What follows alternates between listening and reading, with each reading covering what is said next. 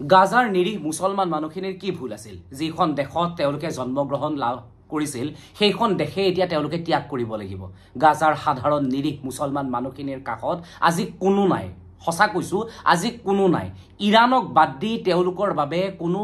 এক মুহূৰ্তৰ বাবেও থিয় নহল কেইখনমান প্ৰেছ বিজ্ঞপ্তি দিয়াৰ বাবে কেইখনমান সংবাদমেল সম্বোধন কৰাৰ বাহিৰে আন কোনো এটা ঠাইতে দেখিবলৈ পোৱা নগল কোনো এজন শক্তিশালী মুছলমান নেতাক আজি বিশ্বত বহুকেইখন মুছলমান ৰাষ্ট্ৰ আছে বহুকেইখন মুছলমান ৰাষ্ট্ৰই ডাঙৰ ডাঙৰ মন্তব্য কৰে বহুকেইটা মুছলমান ডাঙৰ ডাঙৰ সংগঠনো আছে বহু কোটিপতি আৰবপতি মুছলমান ব্যক্তি আছে প্ৰভাৱশালী ব্যক্তি আছে বহু ধৰ্মীয় গুৰু আছে কিন্তু কোনেও আজি গাজাৰ সাধাৰণ নিৰীহ মুছলমান নাগৰিকখিনিৰ কাষত থিয় হোৱা নাই আজি যদি আপুনি গাজাৰ পৰিৱেশ চাই আপুনি যি ধৰ্মৰেই নহওক কিয় আপোনাৰ চকু পানী ওলাব গাজাত এতিয়া হাজাৰ হাজাৰ মানুহৰ মৃত্যুৰ কিৰিলি শুনিবলৈ পোৱা গৈছে ইতিমধ্যে তথ্য লাভ কৰা হৈছে যে বিগত 7 অক্টোবৰ 2023 পৰা এতিয়ালে প্ৰায় 60 পৰা 70 হাজাৰ গাজাৰ নিৰীহ মুছলমান লোকে প্ৰাণ হেৰুৱাইছে কত শিশুৰ মৃত্যু হৈছে কতজনৰ হাস্পতালত মৃত্যু হৈছে এতিয়া এটা মছজিদ নাই এখন চিকিৎসালয় নাই খাদ্যৰ বাবে হাহাকাৰ কৰি জনতা যেতিয়া বাহিৰলৈ আহে তেতিয়া নিৰ্বিচাৰ তেওঁলোকৰ ওপৰত গুলীচালনা কৰা হয় কিন্তু তাৰ পিছত প্ৰশ্ন উত্থাপিত হৈছে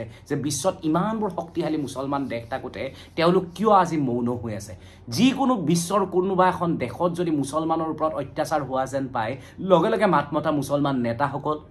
মুছলমান দেশসমূহ আজি কোট হেৰাল কিয় তেওঁলোকে মৌনতা অৱলম্বন কৰিছে তাৰ মানে কৰবাত নহয় কৰবাত ধৰ্মতকৈ বিশ্বৰ ৰাজনীতি অধিক ঊৰ্ধ্বত নেকি মানে নিজৰ স্বাৰ্থটো ধৰ্মতকৈ ৰাজনৈতিক নেতাবোৰৰ বাবে অধিক ঊৰ্ধ্বত নেকি যিসকলে ভাবে যে ধৰ্মই পৃথিৱীৰ আটাইতকৈ শ্ৰেষ্ঠতম উপাদান তেওঁলোকে আচলতে ভুল কৰিছে আপুনি মই হয়তো ধৰ্মৰ আফিঙত ডুবি থাকিব পাৰোঁ কিন্তু বিশ্ব ৰাজনীতিৰ লগত যিসকল ব্যক্তি সেয়া লাগিলে গ্ৰাছৰুট লেভেলৰে হওক বা একেবাৰে মূল স্পৰ্শ কৰা ব্যক্তিজনেই নহওক কিয় তেওঁলোকৰ বাবে কিন্তু ৰাজনীতিতকৈ ঊৰ্ধ্বত একো থাকিব নোৱাৰে ৰাজনীতি এইভাবেই তেওঁলোকে কৰে কাৰণ তাৰে লগত জড়িত হৈছে স্বাৰ্থ আৰু এই স্বাৰ্থৰ বাবে তেওঁলোকে ধৰ্ম ব্যৱহাৰ কৰে আপুনি চাওক আজি ইজৰাইলে সকলো মানৱতাক নিশেষ কৰি ভৰিৰে মুহাৰি পেলাই আজি কি কৰিছে গাজাত থকা সাধাৰণ নিৰীহ লোকখিনিক খাদ্য দিম বুলি মাতি আনি তেওঁলোকক নিৰ্বিচাৰ গুলীচালনা কৰে আনকি এতিয়া শেহতীয়া তথ্যই কয় যে গাজা ত্যাগ কৰিব লাগিব লাখ লাখ মুছলমান পেলেষ্টাইনীসকলে ক'ত যাব তেওঁলোক কোনখন দেশে তেওঁলোকক আশ্ৰয় দিব আপুনি মই জানো দিম আমি নিদিও চুবুৰীয়া ৰাষ্ট্ৰসমূহক কিমান বিশ্বাসত ল'ব পাৰি যিখন জৰ্ডান তেওঁলোকৰ নিচেই কাষতে আছে সেই জৰ্ডানে আজি পৰ্যন্ত এই যুদ্ধখনক লৈ শক্তিশালী ভূমিকা গ্ৰহণ নকৰিলে আনকি জৰ্ডানে ইজৰাইলৰ লগতহে ভাল সম্পৰ্ক ৰক্ষা কৰিছে যিখন জৰ্ডান মুছলমান ৰাষ্ট্ৰ আচৰিত কথা ইৰাকে এই ক্ষেত্ৰত কেনেকুৱা ধৰণৰ ভূমিকা গ্ৰহণ কৰিছে আপুনি নিজেই দেখিছে ইৰানক বাদ দি কোনো এখন মুছলমান ৰাষ্ট্ৰ এওঁলোকৰ কাষত থিয় নহল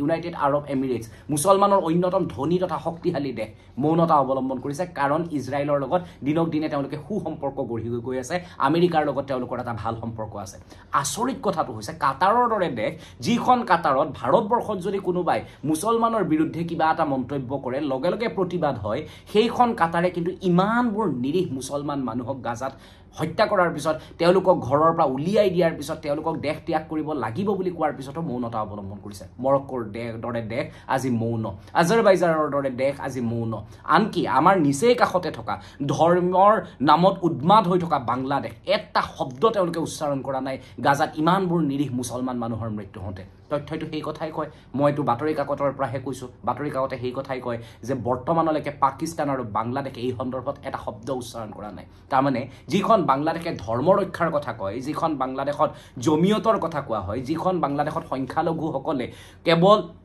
পূজা কৰে বাবে তেওঁলোকক জাজিয়া কৰ পৰ্যন্ত আৰোপ কৰাৰ কথা কোৱা হয় যিখন দেশত ইছলাম ধৰ্ম আটাইতকৈ গুৰুত্বপূৰ্ণভাৱে যিখন দেশৰ সংবিধান সংশোধন কৰি ধৰ্ম নিৰপেক্ষ শব্দটো আঁতৰ কৰি দিম বুলি একাংশই কয় দুৰ্গা পূজা পাতিলে ৰাস্তাত প্ৰতিবাদ কৰা বুলি কৈ জেলত ভৰাই দিয়ে একাংশ ধৰ্মীয় গুৰুক সেইখন দেশে কিন্তু ইমানবোৰ হাজাৰ হাজাৰ মুছলমান মানুহৰ প্ৰাণ লোৱা ইজৰাইলৰ বিৰোধিতা কৰিবলৈ সাহস কৰা নাই আমেৰিকাৰ বিৰোধিতা কৰিবলৈ সাহস কৰা নাই আচলতে সাহস নহয় নিজৰ স্বাৰ্থ তাতে যিহেতু লুকাই থকা নাই কাৰণ গাজাৰ নিৰীহ মুছলমান মানুহখিনিয়ে কি দিব পাৰিব তেওঁলোকক একো দিব নোৱাৰে কিন্তু ইজৰাইলৰ লগত যদি ভাল সম্পৰ্ক হৈ থাকে আমেৰিকাৰ লগত যদি ভাল সম্পৰ্ক হৈ থাকে তেতিয়াহ'লে IMFৰ লোন পাব ৱৰ্ল্ড বেংকৰ পৰা লোন পাব আটাইতকৈ ডাঙৰ কথা অস্ত্ৰ শস্ত্ৰ পাই থাকিব চুবুৰীয়া দেশসমূহক ভয় বাবুকি দেখুৱাই থাকিবৰ কাৰণে অস্ত্ৰ শস্ত্ৰ পাব আজি ভাৰতবৰ্ষৰ দৰে দেশে আজি গাজাৰ সাধাৰণজনৰ বাবে খাদ্য প্ৰেৰণ কৰিছে গাজাত থকা লোকসকলৰ বাবে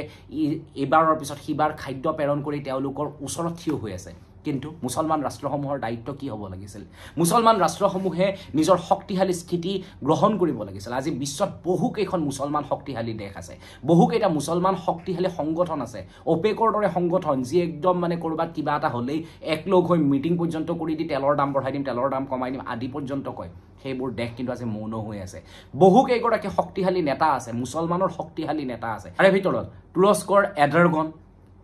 তাৰপিছত আজাৰবাইজানৰ ৰাষ্ট্ৰপতি আজাৰবাইজানৰ প্ৰধানমন্ত্ৰী সেনা প্ৰধান পাকিস্তানৰ এই সেনা প্ৰধান আৰু আয়াতুল্লাহ আলী খামেনি এওঁলোকে আচলতে কি ভূমিকা গ্ৰহণ কৰিছে আয়াতুল্লাহ আলী খামেনিয়ে মছজিদ এটাৰ সন্মুখত আহি ক'ব যে এইবাৰ আমি ইজৰাইলক ধ্বংস কৰি দিম জনসাধাৰণ এক হ'ব লাগে মুছলমান এক হ'ব লাগে লগে লগে হামাজ হিজবুল্লাই কোনোবা নহয় কোনোবা সাধাৰণ সৰু সৰু ল'ৰাৰ হাতত অস্ত্ৰ তুলি দিব সেই ল'ৰাবোৰক ক'ব যে তোমালোকে আচলতে ইয়াতে মৃত্যু হ'লে তোমালোকে আল্লাহৰ ওচৰ পাবা আৰু তাহাঁতে একো কথা নাভাবি তেওঁলোকে হাতত অস্ত্ৰ তুলি লয় আৰু তাৰপিছত তেওঁলোকৰ মৃত্যু হয় এনেধৰণৰ ঘটনা তেনেই সাধাৰণ আপুনি কাছবক যেতিয়া ধৰা হৈছিল কাছবৰ যেতিয়া আপুনি ইণ্টাৰভিউটো শুনিব কাছবক যেতিয়া সোধা হৈছিল কাছবে কিহৰ বাবে ভাৰত আক্ৰমণ কৰিছিল কাছবে একোৱেই নাজানে কাছবক মাত্ৰ কোৱা হৈছিল যে তাতে গৈ যদি তোমাৰ মৃত্যু হয় তেতিয়াহ'লে তুমি আল্লাহৰ ঘৰ পাবা এনেধৰণৰ ব্ৰেইন ৱাছ কৰি স্লিপাৰ চেলসমূহৰ হাতত অস্ত্ৰ তুলি দিয়ে একাংশ ধৰ্মীয় গুৰুৱে কিন্তু নিজে কিন্তু কেতিয়াও যুদ্ধত নাই এচি ৰুমত বহি থাকিব আৰু মছজিদলৈ আহি তেওঁলোকে মানুহক উদাত্ত ভাষণ দি মানুহক বেয়া ৰাস্তা এটা দেখুৱাই দিব গতিকে আপুনি মই সকলো সাৱধান হোৱাটো দৰকাৰ গাজাত শেহতীয়াভাৱে আমেৰিকাৰ পৰা এগৰাকী চিকিৎসক আহিছে আৰু চিকিৎসকজনে যি বৰ্ণনা কৰিছে আপোনাৰ শুনি গাৰ নোম শিউৰি উঠিব মই নিজে সেই বাতৰিটো পঢ়াৰ পিছত মোৰ নিজৰে ভাবি আচৰিত লাগিছে যে আমি কোনখন পৃথিৱীত বাস কৰি আছোঁ তেওঁ কৈছে যে তেওঁ চিকিৎসা কৰিবৰ বাবে যিকেইখন হাস্পাতাললৈ গৈছে সেই হাস্পাতালত দেখি তেওঁৰ চকু কপালত উঠিছে ডেকা ল'ৰা যিবিলাকৰ এটা সময়ত হয়তো ওজন 60 কিলো আছিল 70 কিলো আছিল আজি তেওঁলোকৰ ওজন 25 কিলো 30 কিলো ইমানেই খাদ্যৰ অভাৱ এটবি খোৱা পানীৰ অভাৱ অলপ খাদ্যৰ অভাৱ শিশুসকলে খাবলৈ নাপায় প্ৰাণ ত্যাগ কৰিছে গৰ্ভৱতী মহিলাসকলৰ গৰ্ভতেই সন্তান নোহোৱা হৈ পৰিছে অৰ্থাৎ সন্তানৰ মৃত্যু হৈছে আনকি বহু বৃদ্ধ ইতিমধ্যে গাজাৰ সেই বোমা বাৰুদৰ মাজতে প্ৰাণ হেৰুৱাইছে কোনো হাস্পাতাল নাই চিকিৎসালয় যদি কৰবাত আছে ঔষধ নাই খোৱা পানী নাই খাদ্য নাই আৰু খাদ্য খাবলৈ যদি বাহিৰলৈ আহে তেতিয়াহ'লে আৰু ঘৰলৈ উভতি যাব নোৱাৰে গুলী বৰ্ষণ হয় বোমা বৰ্ষণ হয় আৰু তাৰপিছতো বিশ্বৰ ইখনৰ পিছত ইখন শক্তিশালী মুছলমান দেশ আজি মনে মনে আছে এই কথাখিনি মই এইবাবেই আপোনাক কৈছোঁ কাৰণ আজি বহু সময় ধৰি এই বিষয়টো অধ্যয়ন কৰিছিলোঁ 7 অক্টোবৰ 2023 পৰা আজিলে এই ভয়ংকৰ যুদ্ধখনৰ অন্ত পৰা নাই এই যুদ্ধখনৰ অন্ত কেতিয়া পৰিব ঈশ্বৰে হয়তো জানে কিন্তু মই কৈছোঁ যে এই যুদ্ধখন যিটো সময়ত চলাই থকা হৈছে সেইটো সময়তে একাংশ এই যুদ্ধখনৰ মাজত ধৰ্ম বিচাৰি বিচাৰি উলিয়াইছে আৰু ধৰ্ম যেহেতু বিচাৰি উলিয়াইছে সেইকাৰণেই কৈছোঁ যে যদি ইয়াতে সঁচাকৈয়ে ধৰ্ম আছে যদি সঁচাকৈয়ে ইজৰাইলে জন্ম হোৱাৰ পিছতে আৰবীয় দেশসমূহে ইয়াৰ বিৰোধিতা কৰিছিল কাৰণ 1948ত যেতিয়া ইজৰাইল জন্ম হৈছিল ইহুদী দেশ এখনক গ্ৰহণ কৰিব পৰা নাছিল আৰবৰ মুছলমান ৰাষ্ট্ৰসমূহে তেতিয়াহ'লে সেই ৰাষ্ট্ৰসমূহে আজি একগোট হৈ পেলেষ্টাইনৰ এই নিৰীহ লোকখিনিৰ কাৰণে কিয় একো কৰিব পৰা নাই পেলেষ্টাইনৰ এই নিৰীহ লোকখিনিক ছেপ্টেম্বৰৰ লাষ্টৰ ফাললৈ গাজাৰ পৰাই খেদি পঠিয়াম বুলি কৈছে আপুনি মই কেৱল হুংকাৰ দিব পাৰোঁ আপুনি মই কেৱল দুখ প্ৰকাশ কৰিব পাৰোঁ আপুনি মই এতিয়া কমেণ্টত আপুনি যেনেদৰে কমেণ্ট লিখি আছে তেনেদৰে লিখিব পাৰোঁ কিন্তু আমাৰ নেতাসকলে শক্তিশালী নেতাসকলে যিসমূহ মুছলমান ৰাষ্ট্ৰৰ আটাইতকৈ শক্তিশালী নেতা তেওঁলোকে এই ক্ষেত্ৰত কি কৰি আছে ভবাটো দৰকাৰ চিন্তা কৰাটো দৰকাৰ নিজৰ স্বাৰ্থৰ বাবে আচলতে ধৰ্মক ব্যৱহাৰ কৰা এইসকল নেতাৰ পৰা আমি সকলো সাৱধান হৈ থকাটো দৰকাৰ গাজাৰ শেহতীয়া পৰিৱেশ পৰিস্থিতিয়ে প্ৰতিগৰাকী বিশ্বৰ মানৱতা লুকাই থকা মানুহক ভাবিবৰ বাবে বাধ্য কৰাইছে আপুনি কি ভাবে এই সন্দৰ্ভত এবাৰ চিন্তা কৰিব মই আকৌ কৈছোঁ আমাৰ নিচেই কাষতে থকা বাংলাদেশ আমাৰ নিচেই কাষতে থকা পাকিস্তানো কিন্তু এই ক্ষেত্ৰত সম্পূৰ্ণৰূপে মৌন আৰু তেওঁলোকৰ মৌনতাই হাজাৰ প্ৰশ্নৰ সৃষ্টি কৰিছে তেওঁলোকে অন্য দেশৰ ক্ষেত্ৰত কিবা হ'লেই মাত মাতে আনকি আপোনাক মই এটা সৰু উদাহৰণ দিছোঁ আমাৰ ভাৰতবৰ্ষত এটা টক শ্ব' হৈছিলে সেই টক শ্ব'টোত নুপুৰ শৰ্মা নামৰ বিজেপিৰ এগৰাকী নেত্ৰীয়ে অংশগ্ৰহণ কৰিছিলে আৰু তেওঁ ইছলাম ধৰ্মী লোকসকলৰ আবেগত লগাকৈ এটা কথা কৈছিলে যাৰ বাবে তেওঁৰ বিৰুদ্ধে প্ৰতিবাদ কেৱল ভাৰততে হোৱা নাছিলে কিন্তু তেওঁৰ বিৰুদ্ধে প্ৰতিবাদ কাটাৰ পৰ্যন্তত হৈছিলে কিন্তু সেইখন কাটাৰ আজি মৌন সেইখন কাটাৰে ধৰ্মীয় কথা এটা কোৱাৰ বাবে ভাৰতৰ বিৰোধিতা কৰিছিলে কিন্তু সেইখন কাটাৰে আজি হাজাৰ হাজাৰ লাখ লাখ লোকৰ ওপৰত যেতিয়া মুছলমান লোকৰ ওপৰত অত্যাচাৰ চলি আছে তেওঁলোকে মৌন হৈ আছে কিয় জানে কাৰণ তেওঁলোকৰ ইজৰাইল আৰু আমেৰিকাৰ লগত সুন্দৰ সম্পৰ্ক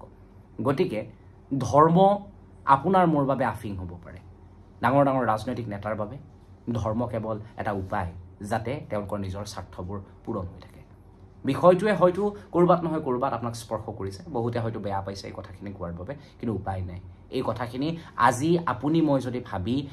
মই যদি চিন্তা কৰি সঠিক সিদ্ধান্ত এটা ল'ব নোৱাৰোঁ তেতিয়াহ'লে এনেধৰণৰ পৰিৱেশ পৰিস্থিতি আমি অনাগত দিনত আৰু বহু দেখিবলৈ পাম ইমান সময় আপুনি এই কথাখিনি শুনাৰ বাবে মই আপোনাক ধন্যবাদ জ্ঞাপন কৰিছোঁ মই আশা কৰিম যে এনেধৰণৰ চিন্তা চৰ্চাই মানুহক নতুনকৈ বিশ্বখনৰ ৰাজনীতি সন্দৰ্ভত জনাত সহায় কৰিব অনুষ্ঠানটো চাই কেনেকুৱা লাগিল জনাবলৈ একেবাৰে নাপাহৰিব যদি ভাল লাগিছে তেতিয়াহ'লে শ্বেয়াৰ কৰিব আৰু লগতে আনকো এই অনুষ্ঠানটো চাবৰ বাবে পৰামৰ্শ জনাব